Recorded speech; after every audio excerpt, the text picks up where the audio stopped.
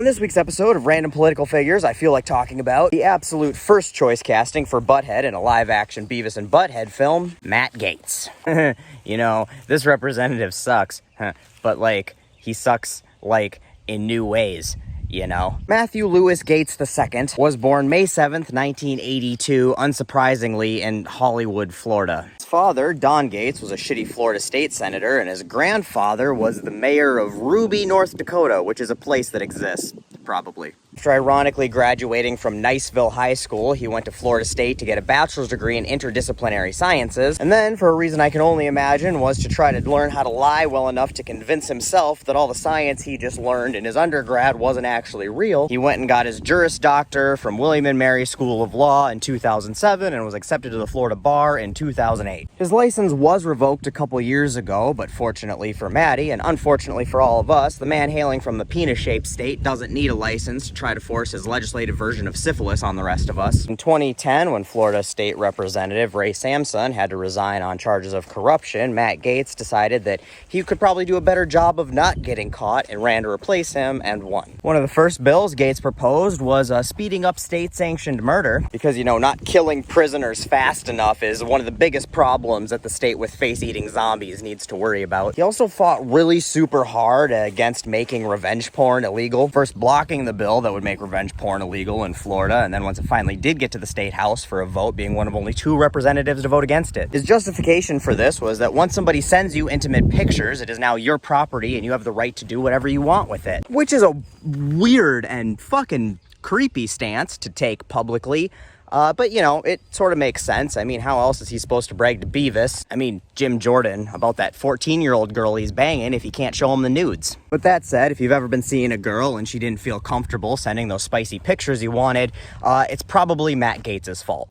Personally, it's probably Matt Gaetz's fault that you can't get pictures to add to your spank bank, so blame him. In 2016, he ran for Florida's 1st district in the U.S. House of Representatives and won so he could start subjecting federal law to his weird, creepy, pervy shit. Since getting elected, it seems like he spent the majority of his time doing relationship building with Nazis, actual literal Nazis.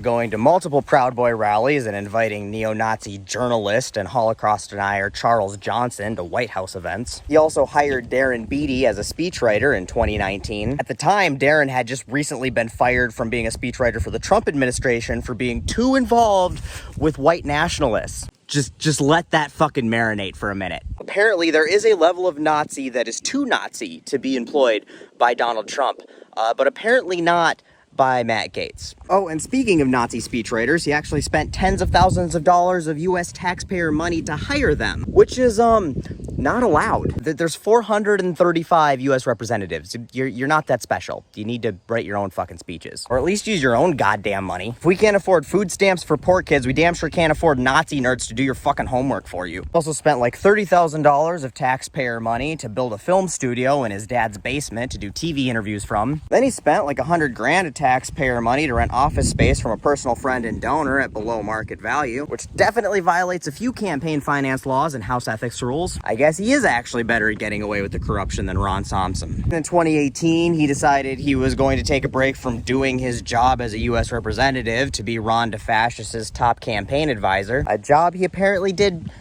pretty well, so that's been fun for all of us. He's been a very vocal opponent of abortion, eloquently supporting his position by saying that, fat women should stop worrying about abortion rights because they aren't attractive enough to get pregnant. And I'm not joking. I'm barely paraphrasing. In fact, more directly quoting him, he said women who are pro-abortion were mostly 5'2", 350 pounds, and look like a thumb. When a teenage girl, Olivia Giuliani, criticized him for this, he posted a picture of her online mocking her for being unattractive. She turned around and used the incident to raise $2 million for abortion rights. Like a fucking boss. He's blamed Obamacare and Medicare for the opioid crisis, because it's definitely not the fault of the pharmaceutical companies that donate to him. He's also a build-the-wall anti-immigration Republican who has openly peddled the Great Replacement theory. Did not see that coming. He voted against the Equality Act, because, why should gay people have houses or get loans or have jobs or serve on juries? He voted against the Respect for Marriage Act, because, they definitely shouldn't be allowed to get married. And he also openly argued against a Supreme Court decision that said that same-sex couples were allowed to adopt children. All those those babies he wants to force you to have would definitely be better off in the foster care system than in a loving home